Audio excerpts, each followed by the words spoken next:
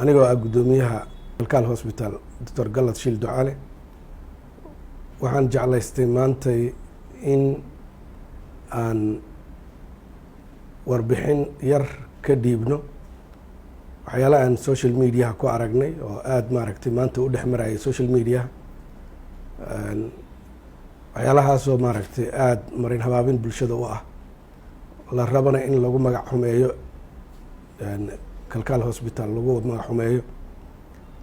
kalkaal hospital waa isbitaalada magaalada Muqdisho ugu badan ee bulshada u sarfi gareeya hadday tahay xagga caafimaadka iyo hadday tahay xagga maaragtay foundationka labadaba isbitaal kalkaal inta uu bulshada u hayo markii laga reebo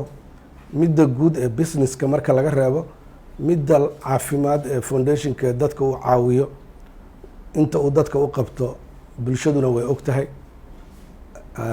annagana haddii inta aan ogeyna warbixin guud inaan ka siino ayaan maanta miidiyaha inaan ula hadalno ugu talagalnay waxaa social media maanta wareegayay in kalkaal uu dad qof sheegay in uu dhiig shubo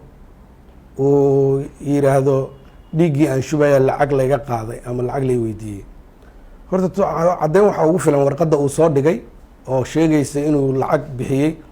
ayada ayaa horta caddeyn ugu filan annaga caddeyn inaan sheegno waxaa ugu filan taas uu soo dhigay laftirkeeda haddii social media dib u fiiriyaan warqadda computerka systemka lacagta ku dhegan ee uu leeyahay lacagtaasaa la ijaaj gareeyey lacagta balansiga marka la fiiriyo balansigu wuxuu caddeynaya inaan lacagtaas la jaaj garayn oo wax uu bixiyeyna zero ay tahay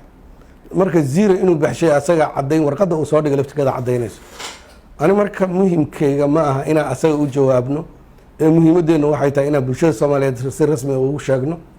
sida waaqicu yahay oo sax ah waxa saxa waxay tahay bulshada shalay dhaawacyadii maaragtay ka soo gaaray Soobe iyo kii hore dhaawacii ka soo gaaray Soobe inta isbitaal kalkaal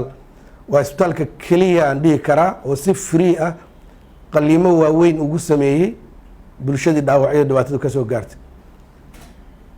caafimaad toosa baaritaano toosa oo free ah iyo qaliimo free ah iyo daaweyn free ah u sameeyey isbitaal kalkaal ka jira ma garanayo Digfer haddii uu na raacsanaa laakiin isbitaal kalkaal waxaan hubaa shalay 36 qof aan soo gaartay 5 qof dhaawac waaweyn ah ahaayeen qaliimo waaweyn aan ku sameynay way jiifaan wali 31 kaleetana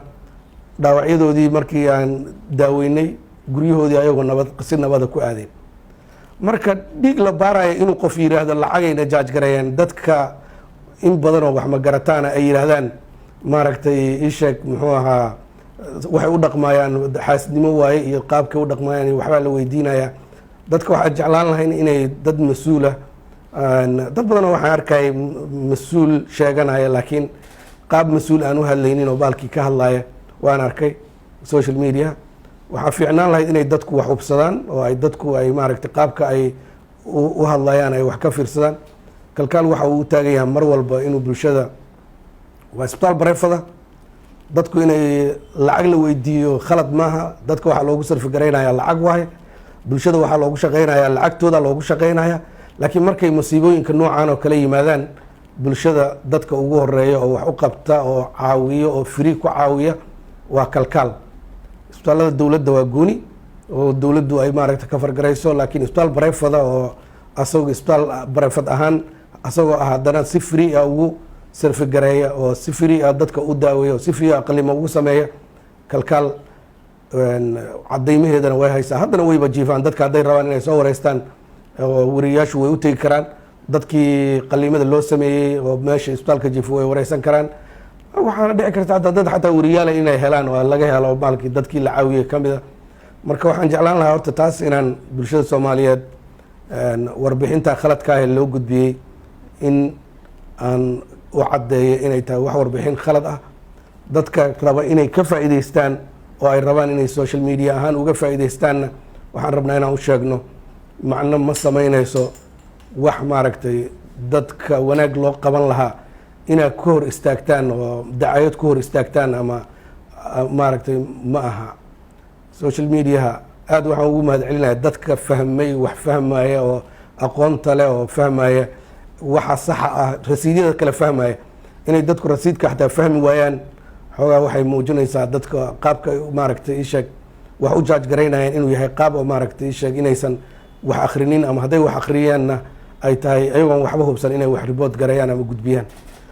aad iyo aad u mahadsantihiin wixii cadaymaha iyo wixii su-aalaha diyaar baan u nahay.